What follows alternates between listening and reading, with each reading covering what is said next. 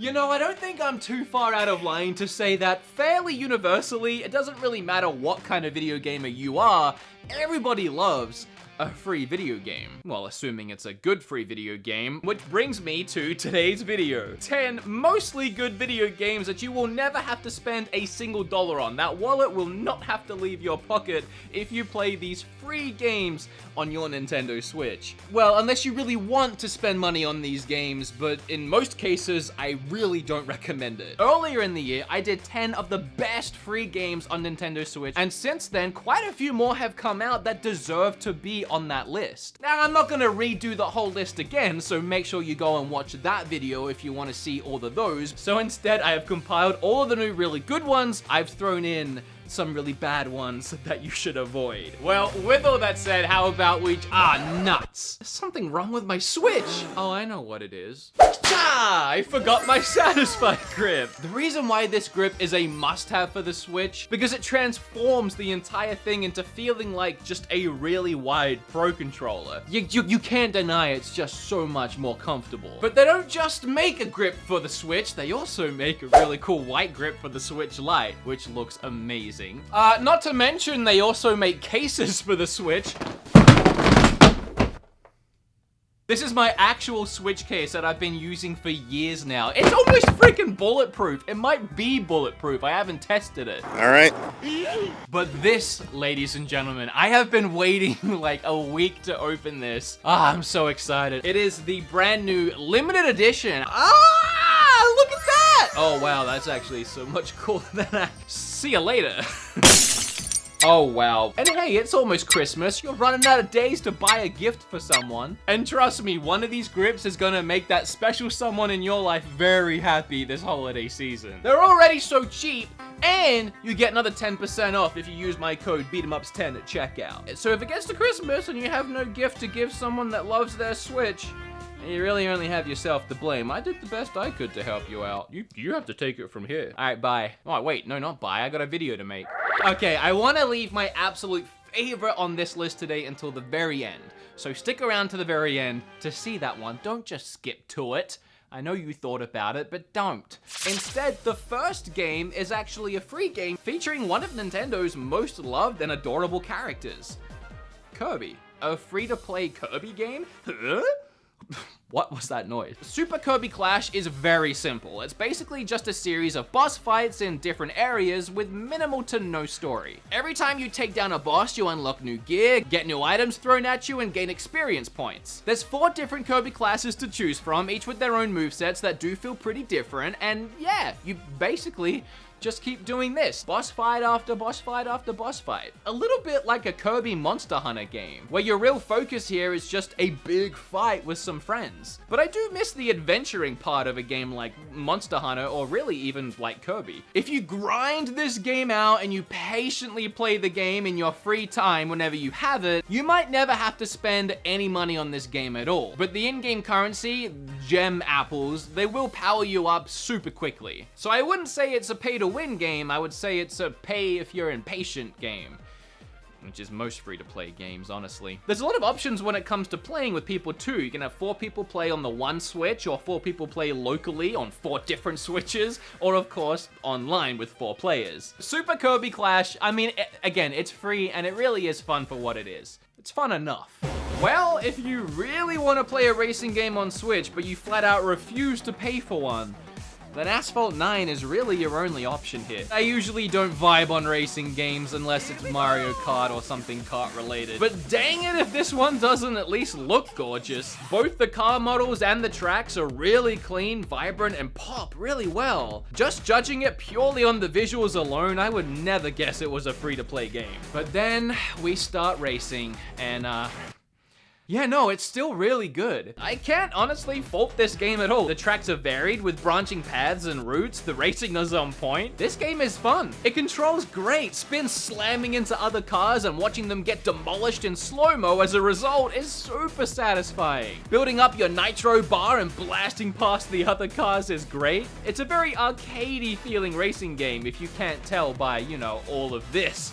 that you're seeing on your screen right now. It just wants you to go fast and have fun. But you can also expect to spend money on this game if you want to be even faster. You can either grind this game out real slowly, which probably means losing a lot, which is just frustrating enough to make you want to spend some cash on the game, unfortunately. But they do have a car that's themed as a pair of Joy-Cons, so that's at least a couple of brownie points.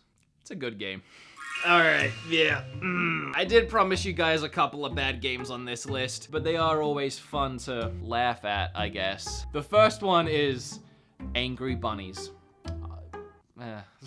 As I loaded up this game for the very first time, I was immediately terrified by a few things. One, the music. Are these supposed to be cute bunnies? Because these two on the left here are straight up giving me nightmares. Let's just move on. All right, so you hit the play button on Angry Bunnies here and you get to select a level. All the other levels are of course grayed out. It takes you to the eShop if you try to click on one, and yep, they're all $2 each if you wanna. Let's go ahead and pick the one level we can play, and yep.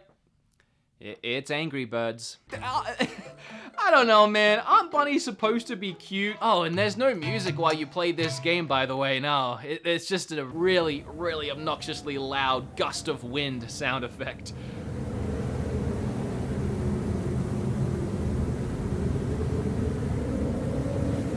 I played 3 levels into this disaster of a video game, and I got to this one where you had to knock the barrel down the slope, I guess, and I only had one bunny to do it with, and no matter how many times I shot that stupid, ugly bunny at that barrel, it never moved, not even a tiny bit. It asked me if I wanted to buy more bunnies, and I think it wanted me to buy this big fat boy bunny so I could actually 3 levels in, and it's taking me to the eShop to get microtrans to spend money on the 3rd level. That is literally pay to win. 3 levels in. Yeah, no thanks. Don't think so. Time is worth something, and this game is not worth anyone's time. On my before mentioned previous 10 free games on Switch worth buying, the very first game I talked about on that video was Fortnite. I know, but I couldn't not mention it. Well, since then, a Fortnite clone has released called Realm Royale, and I actually prefer it. I'm not saying it's a better game, Fortnite fans watching this video, it's just my personal preference over the two. It's developed by Hi-Rez Studios, who have already made a bunch of free games on Switch, including ones in that last video, like Smite, and another game that I can't remember right now. And love or hate Hi-Rez's games, they all look incredible on Switch, and Realm Royale is no different. But speaking of differences, here is the biggest ones between this game and Fortnite. I would say the big one is abilities. Each character class starts with a different ability, like a dodge roll or invisibility, or even just being able to fly in short bursts. Probably my favorite one. Then as you play and explore, you'll find more abilities, each with a different ranking. Just like in games like Fortnite, they can be ranked from common to epic, and the better ranking the ability, the more effective or longer lasting it will be. There's also forges around the map, and I really like this element too. You collect little diamond gem things as you play, from chests, or enemies drop them when you kill them, if you can kill them. And you can take these diamond gem things to the forge, and you can craft things like better weapons, better items, health potions. Oh, and another big hilarious difference is when you die, you don't die immediately. For some reason, you get turned into a big cartoon chicken, and I mean, it's stupid, I know, but I kind of love it. You're in this form for about 10 to 15 seconds, and if your opponent can't finish you off in that time, you get another chance. You come back to life, and you can turn the tables. Oh, and there's no building? Microtransactions are handled the same way as games like Fortnite, where you have a tier ranking thing, where as you level up, you get rewards, and if you want to get more rewards, you can pay for a battle pass. You never have to spend $1 on these games. If you do, it doesn't help you. It just makes you look cooler, get stupid dances, which I almost did, but I'm not going to because I don't need the gifts. DC Universe Online. I appreciate that this game is in the Switch's library. I like that there's an MMORPG that's not that bad on the Switch, but personally, I just can't get into this one. But it is a free game, and you might like it, so let's talk about it. In DC Universe Online, you decide what kind of hero you want to be, good or bad. Then you decide your superhero powers. Can you fly, run really fast, throw fire, or freeze people? This is by far the best part of the game, honestly. Picking and choosing your powers and mishmashing your favorite DC heroes together into one brand new hybrid hero. Although to be honest, who doesn't pick the ability to fly? You are severely missing out if you pick anything else. I mean, it's the power to fly, man. Sadly, the coolest abilities like electricity is locked behind a paywall right from the start. You have to be a member, just like for pretty much all the story missions as well, which to me is kinda Having the story missions locked it's kind of weird, but okay, whatever. But starting the game and immediately seeing I'm missing out on cool stuff, that just bums me out. But anyway, once you're done making your character, you slap a cool name on it and give it an outfit. And hopefully later in the game you unlock better outfits because all the default ones you start with are terrible. Then the game begins and it's pretty much a typical MMORPG, grinding waves of bad guys and leveling yourself up to be the baddest or the goodest hero in the city. And from what I played, every mission was pretty much identical and repetitive. Go somewhere, kill some grunts, pick up something, come back and get a reward, and then go do it again somewhere else. It is fun to play with friends and all run around as goofy superheroes for sure, just absolutely do not play this game on your own. Okay, if I said with a really neutral face, the next game is Gems of War, would you assume I like this game or I'm gonna hate this game? Because I actually really like this game. It's a puzzle matching game, kind of like Candy Crush, but the hook is that it's also a card game of sorts. And you're just matching these gems to power up your cards so that you can attack your opponent, and it works really well. Each of the cards you select to have on your side of the field have a different attribute, like water, fire, earth, etc. And when you match that type of gem, it fills your card with mana points. Fill the card with enough mana and you can activate its attack or ability. Like my warrior chick here can attack the enemies. But my favorite is this little chicken dragon. He does a little baby fire attack when you power him up, but afterwards he can like evolve into a huge dragon and it changes his type and abilities. There's a lot of cool cards you can discover just like this one and mix and match which ones you want to use to your playstyle and level up in your desired mastery of the elements. I really do like it. Now I looked online at a few reviews for this game to see if anyone else was actually talking about it positively. A lot of people seem to think that it's very much pay to win. But if you're like me and just want to blast through the story and not take it too seriously because it's just a free puzzle matching game, I think it's a lot of fun. I pretty much refuse to spend money on any free video game though, so why do I feel like this next one is gonna have some huge cult fan following and I'm just gonna get raked over the coals for this? Oni Girl? Immediately as you load up the game, you see something that I can't even show on my PG family-friendly channel.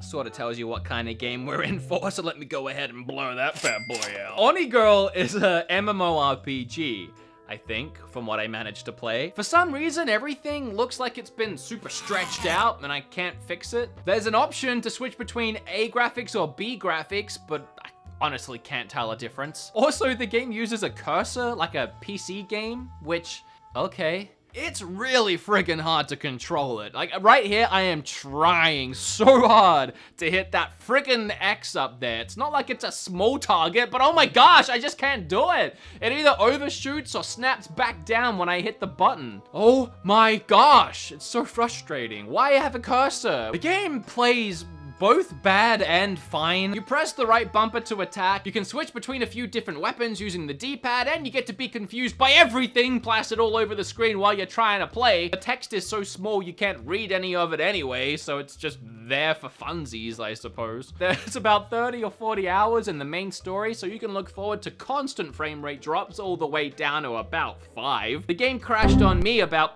I don't know, 4 times. Okay, if I can dial it back for a second, and I'm being honest when I say this, as far as an MMORPG game goes, it's not bad. And maybe it might even be worth checking out on PC or somewhere else that's not the Switch. Unfortunately, this is just a terrible version. Finally, Hearthstone has arrived on Switch. Is something I really hope I can say one day because I love that game. Lightseekers is on Switch. It's another card game. It's also free. It's no Hearthstone, but it's actually really fun. Much of the game is as you would expect, with different deck types filled with spells and monsters. You know, your usual. The game itself is played a little differently to other card games though. Each turn you're given 2 action points. You can use one to play a card or even use both your points at once to play a stronger card. Any action points you don't spend at the end of your turn result in you drawing a card, which might seem annoying. You've used your cards and now you can't even get any more, but most of the cards you play have lasting effects on the battlefield. Active cards get turned to the left on each turn, and whatever number or symbol is in the top left corner once turned will have an effect, such as damage or healing. Now, where do you spend money in this game? Well, to buy new cards, decks, or booster packs. And I am really okay with this method of microtransaction in games like this. In fact, I kinda love it. Reason being, when I was a little youngster, I was heavy into Yu-Gi-Oh! And Magic. All my friends and I were, and every weekend we'd drive 40 minutes down to the city of Adelaide, go to the card shop, and buy just so many booster packs and cards and decks. So I'm more than okay with an online card game utilizing the same system. And what gives Lightseekers an extra edge is that it's actually a real-life card game as well. In fact, Kim and I played it on the channel a couple years ago. So if you do have any real physical cards from a Lightseekers deck, you can actually use an app to scan them into your game and use them on your Switch. That's really cool, I like that. For some reason, sometimes I'm just a terrible human being, and in the last video I made like this, there was a little gag at the end where I said, as we all know, Nintendo just announced that Super Nintendo, GameCube games, and Game Boy Advance games are on the way to Switch or something like that. It was a stupid joke. However, now, at least I was only like 2/3 lying, because since then, Super Nintendo games have actually dropped on the Switch. I know it's kind of a cop-out to use this as one of the free games on the list, but I couldn't not mention it at the same time, because, well, for starters, the comment section wouldn't let me hear the end of it. But also, if it ain't the best free game on Switch, I don't know what is. I mean, you load it up and there's like 20 more free games inside it. Whatever, you got Link's Awakening, Kirby's Dream Land, Yoshi's Island 2, Star Fox, I'm pretty sure Super Metroid's in here. Yes, it is. That's amazing. Okay, this one is for sure my favorite game on this video, and it is one of the most quality free games I have ever played, period. Like, it's literally all the way up there. It's called Dauntless, and you may have heard of this. Depending on when I release this video, the game might even be out. I don't even have a release date yet. In fact, as of recording this, I am under such strict embargo, I am not allowed to even tell anyone I have the game. It feels weird. It feels like I shouldn't even be talking about it right now. I mean, Kim can hear me. Is that breaking embargo? But I've been playing this game all friggin' day. So Dauntless is made by Epic Games, the same creator of games like Fortnite. But before, I know there might be a stigma there, but Dauntless is a whole nother thing. Actually, it's a Monster Hunter-like game. You start with your created character. You can choose between a bunch of different weapon varieties like lance or dual wielding or a giant hammer or a sword or whatever it is you want to use. Go out into these levels, you take down these giant creatures, these monsters, these beasts. You harvest them for their pieces, you get loot from them. You also pick up other things in the world while you're there, and then once your mission is completed, you go back to your base, and then you use all of that stuff to upgrade your items, get better armor, get better weapons, and so on. And of course, you can battle these beasts with up to 3 other players, 4 people total, just like in Monster Hunter games. The more difficult the beast, the more people you're going to want to bring on the hunt with you, and you're also going to make sure you prepare. You learn about that creature before you go out and battle it, and you equip yourself with the right items and abilities. Battling these giant creatures, it isn't something that's over in just a couple minutes. The fights last. You really have to chip away and work down their health, and it's really rewarding once you land that last hit and take it down. And I want to clarify a couple things here. For one, I ain't getting paid. I am free to say whatever I want about this game. In fact, I don't even have to say anything about this game. I can be all like, thanks Nintendo, wasn't for me, see you later. But I really wanted to talk about it because I really like like it. I think it looks really clean and crisp. Microtransactions are handled the way that I like. With the battle pass, everything is cosmetic. I think a lot of you guys are really gonna enjoy this one. If you're a fan of Monster Hunter, and Monster Hunter and Nintendo usually go hand in hand, it's just kind of nice to have this as an option as well. And then you can try this one out for free. I actually had a lot of fun making this video. So I hope this video helped you discover some fun free games to play, and if not, I hope you just had a good time watching it. If you did, I'd really appreciate it if you hit the like button. You really should be doing that anyway if you haven't done it yet. And hey, flip all over that subscribe button. And hey, before you leave this video, don't forget to clicky-clack on that link down below and buy yourself a Satisfyer grip. And I mean, I saved you all this money with free Switch games. You don't have to buy any games, so buy a grip to play the games. Makes perfect sense. Ow.